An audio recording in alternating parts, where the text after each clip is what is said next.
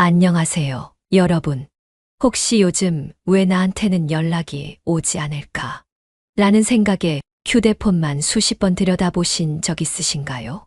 30년간 노인 상담사로 일하며 수천 명의 어르신들과 함께 울고 웃었던 강효순입니다. 오늘은 우리 모두의 가슴 한편에 자리한 그 쓸쓸함에 대해 함께 이야기 나누려 합니다. 세계보건기구의 조사에 따르면 노년기 우울증의 주요 원인 중 35%가 의미 있는 사회적 관계의 부재로 나타났습니다. 그런데 더 충격적인 사실은 친구가 많았던 사람일수록 노년에 고립감을 더 강하게 느낀다는 점입니다. 이 영상을 시청하시면 단순히 왜 친구가 줄어드는가라는 현상이 아닌 어떻게 진정한 노년의 인연을 찾고 지킬 수 있는지 구체적인 방법을 알게 됩니다. 수많은 어르신들의 실패와 성공 사례를 통해 검증된 바로 내일부터 실천할 수 있는 현실적인 관계 회복법을 얻으실 겁니다. 지혜 담은 노후는 앞으로 여러분의 노후 삶의 든든한 동반자가 되어 함께 이야기하며 도움이 되는 내용을 매주 월요일, 수요일, 금요일 오전 11시에 전해드릴 예정입니다. 영상 내용이 조금 길 수 있지만 편안하게 끝까지 들어주시면 감사하겠습니다. 여러분 인생에 큰 변화를 가져다 줄 것이라 확신합니다. 구독과 좋아요로 응원해 주세요. 안녕하세요. 30년 동안 노인 상담사로 일해온 강효순입니다. 오늘은 제가 상담 현장에서 가장 많이 마주하는 고민, 나이 들면서 친구가 줄어드는 현실에 대해 이야기해 볼까 합니다. 지난주 상담실을 찾아오신 68세 박명자 님의 이야기로 시작해 볼게요. 명자님은 은퇴 후 3년째 눈물을 글썽이며 말씀하셨습니다. 선생님, 제가 무슨 잘못을 했을까요? 회사 다닐 때는 점심시간마다 웃음이 넘쳤는데 이제는 전화 한 통 오지 않는 날이 일주일도 넘어요. 저는 명자님만의 특별한 경우가 아니라고 말씀드렸습니다. 60대, 70대가 되면서 많은 분들이 공통적으로 경험하는 현실이니까요. 그렇다면 우리는 왜 나이 들수록 친구가 줄어드는 것을 두려워할까요? 인간은 본질적으로 관계를 통해 자신의 존재 가치를 확인받는 사회적 동물입니다. 가족도 중요하지만 친구는 우리 삶에서 특별한 자리를 차지합니다.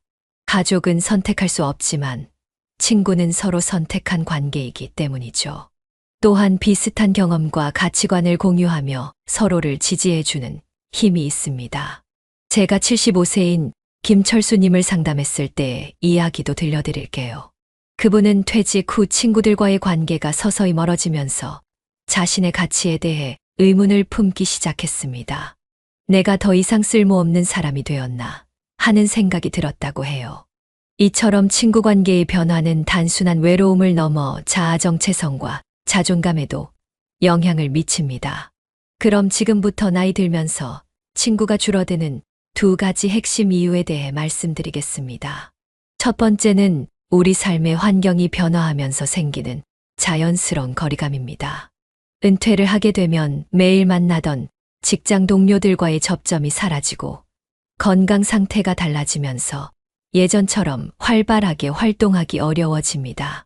경제적 여건도 달라지면서 같이 즐기던 취미나 여가 활동이 제한되기도 하죠. 제 상담실에 오셨던 72세 이정희님의 말씀이 기억납니다.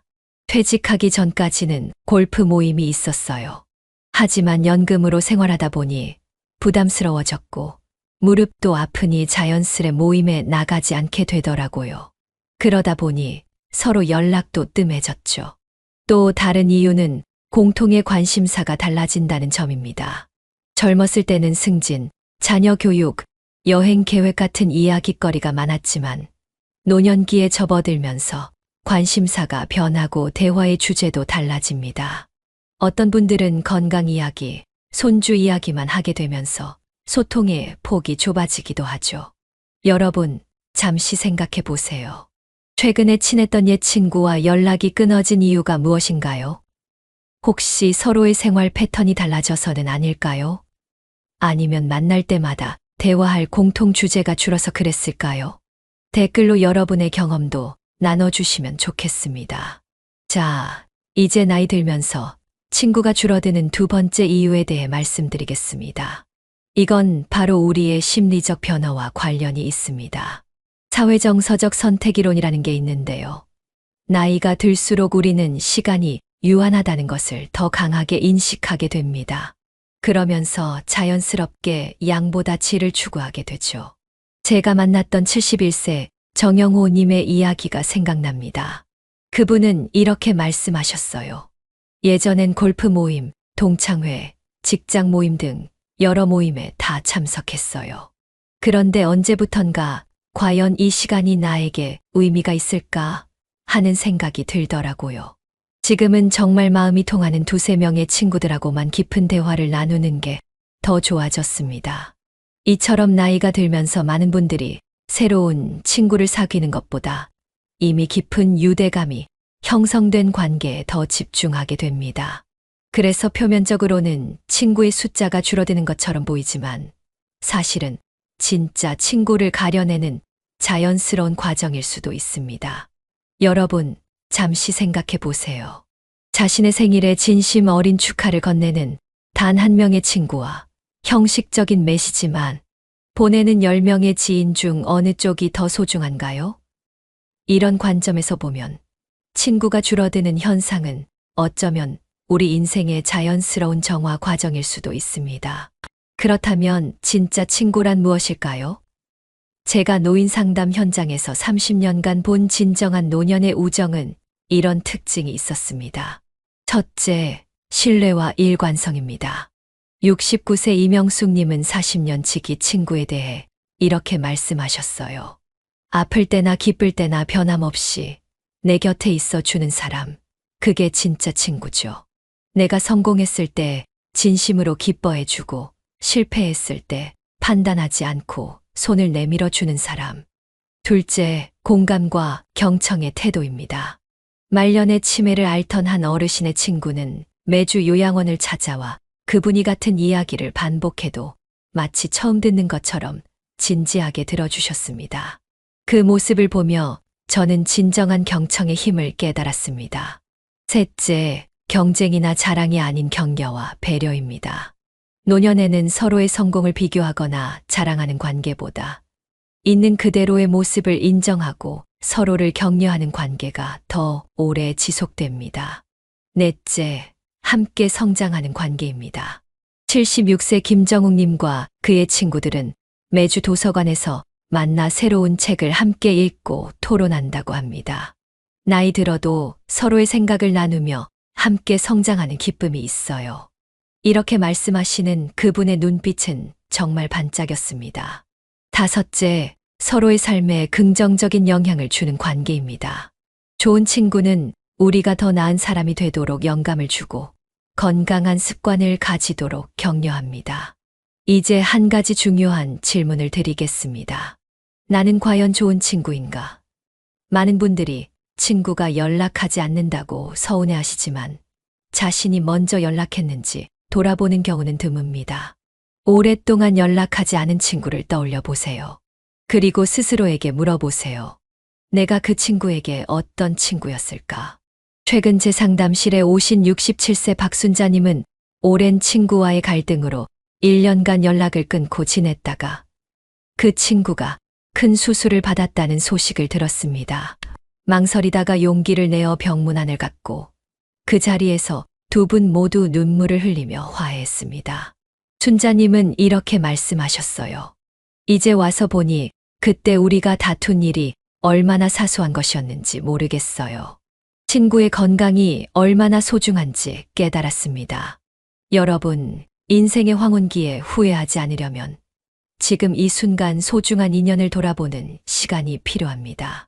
여러분의 인생에서 의미 있는 관계는 무엇인가요? 그리고 그 관계를 지키기 위해 지금 당장 할 수 있는 일은 무엇일까요?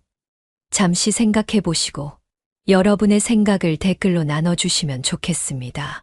다음으로는 노년의 우정을 지키는 실천적인 방법에 대해 말씀드리겠습니다. 오랜 시간 단절되었던 관계도 회복할 수 있는 구체적인 방법들 함께 알아보겠습니다.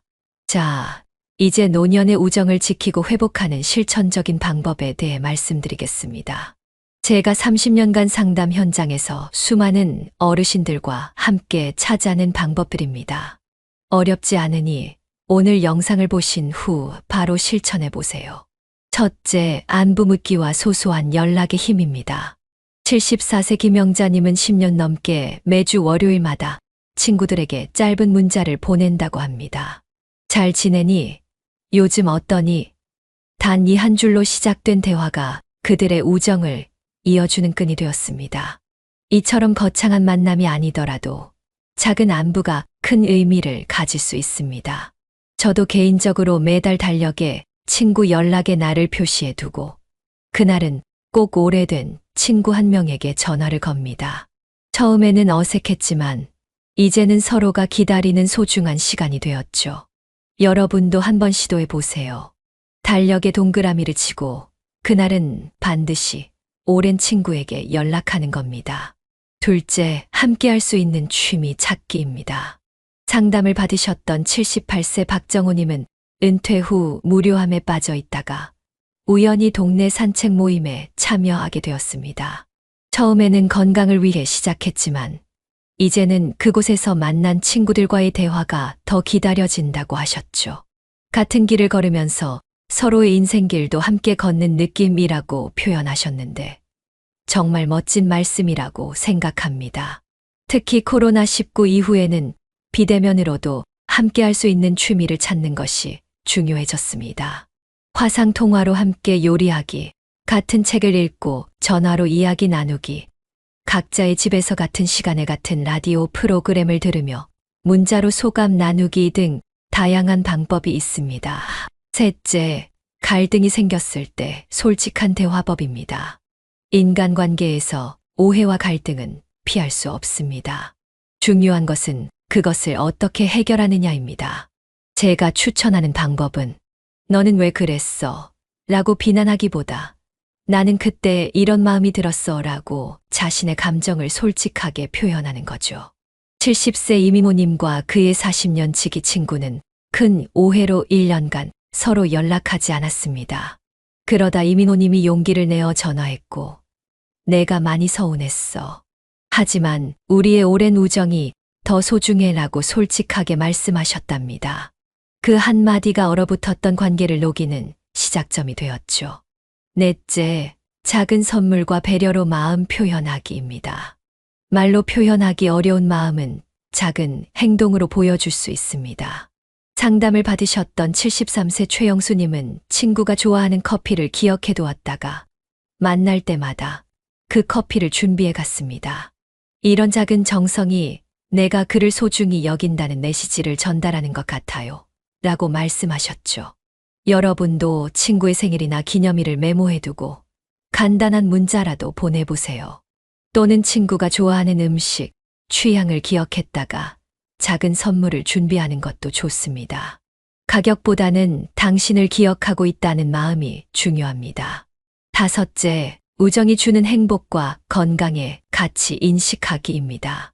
하버드 대학의 연구에 따르면 깊은 사회적 관계를 유지하는 사람들은 그렇지 않은 사람들보다 평균 수명이 더 길고 치매 발병률도 낮다고 합니다.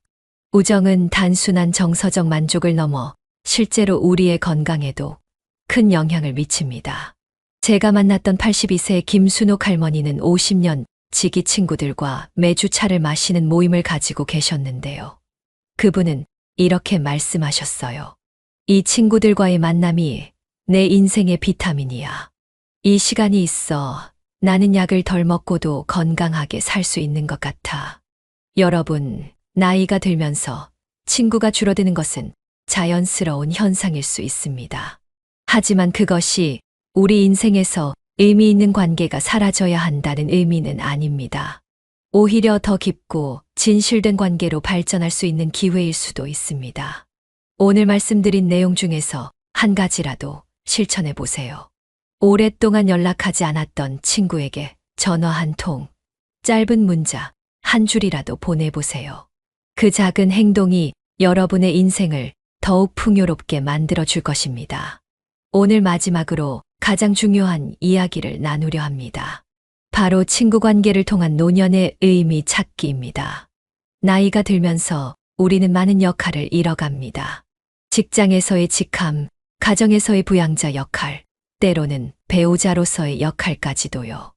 이런 상실감은 종종 나는 이제 무슨 의미가 있을까? 라는 실존적 질문으로 이어집니다. 그러나 제가 만난 많은 어르신들 중 행복한 노년을 사는 분들의 공통점은 의미 있는 관계를 통해 자신의 존재 가치를 재발견했다는 점입니다.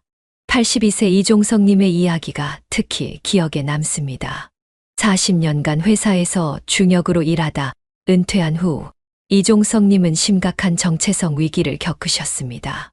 아침에 일어나면 내가 누구인지 모르겠더라고요. 평생 이사님이라고 불리다가 갑자기 그냥 할아버지가 된 기분이었죠. 이종석님은 우연히 동창회에서 만난 친구의 권유로 복지관 멘토링 프로그램에 참여하게 되었습니다. 처음에는 반신반의했지만 자신의 경험과 지혜를 나누는 과정에서 새로운 기쁨을 발견했답니다. 내 이야기에 귀 기울이는 후배들을 보며 내가 아직 누군가에게 도움이 될 수 있다는 사실이 얼마나 감사한지 몰라요. 지금은 매주 3번 복지관에서 은퇴 준비 중인 50, 60대들에게 조언을 나누고 계시답니다. 친구 관계는 단순한 외로움 해소를 넘어 우리 삶의 목적과 의미를 부여합니다. 특히 비슷한 경험과 가치관을 가진 친구들과의 교류는 자신의 인생을 재해석하고 통합하는 데 큰 도움이 됩니다. 심리학자 에릭슨은 노년기의 가장 중요한 과업으로 자아 통합을 꼽았는데요. 이는 자신의 인생을 의미 있게 받아들이고 통합하는 과정입니다. 이 과정에서 진정한 친구는 우리의 거울이자 지지자가 되어줍니다. 77세 김정숙님은 친구들과 함께하는 인생 이야기 모임을 10년째 이어오고 계십니다. 매월 한 번씩 모여 각자의 삶에서 가장 의미 있었던 순간들을 나누는 자리라고 합니다. 처음에는 그저 수다 모임이었는데 점차 서로의 인생을 깊이 이해하는 시간이 되었어요. 내 삶을 돌아보며 의미를 찾는 귀한 시간입니다.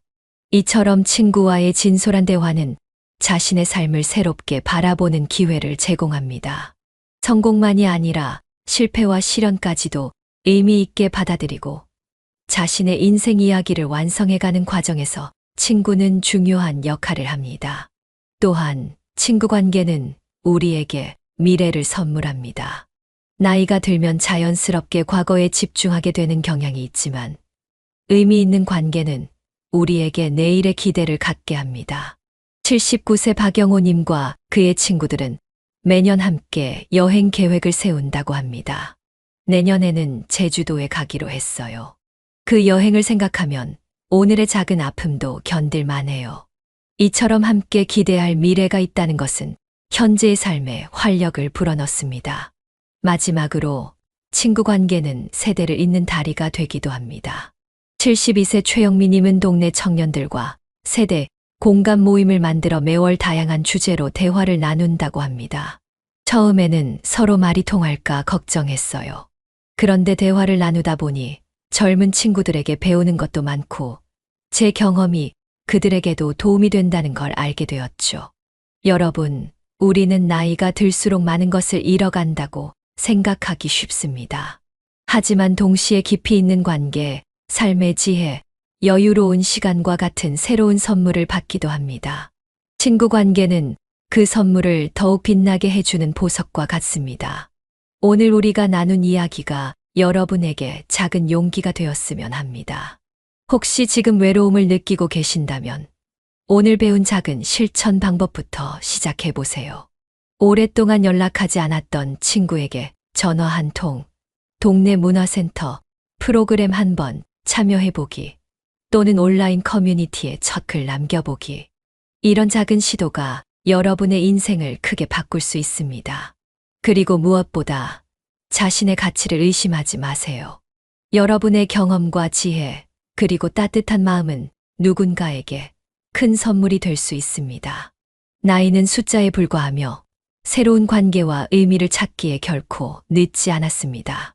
오늘 긴 시간 함께 해주셔서 감사합니다. 여러분의 소중한 경험과 생각을 댓글로 남겨주시면 다음 영상에서 함께 이야기 나누도록 하겠습니다. 그리고 더 많은 분들과 이 소중한 이야기를 나눌 수 있도록 구독과 좋아요도 부탁드립니다. 다음에는 더 유익한 주제로 찾아뵙겠습니다. 여러분의 하루하루가 의미와 따뜻한 관계로 가득하길 바랍니다. 감사합니다.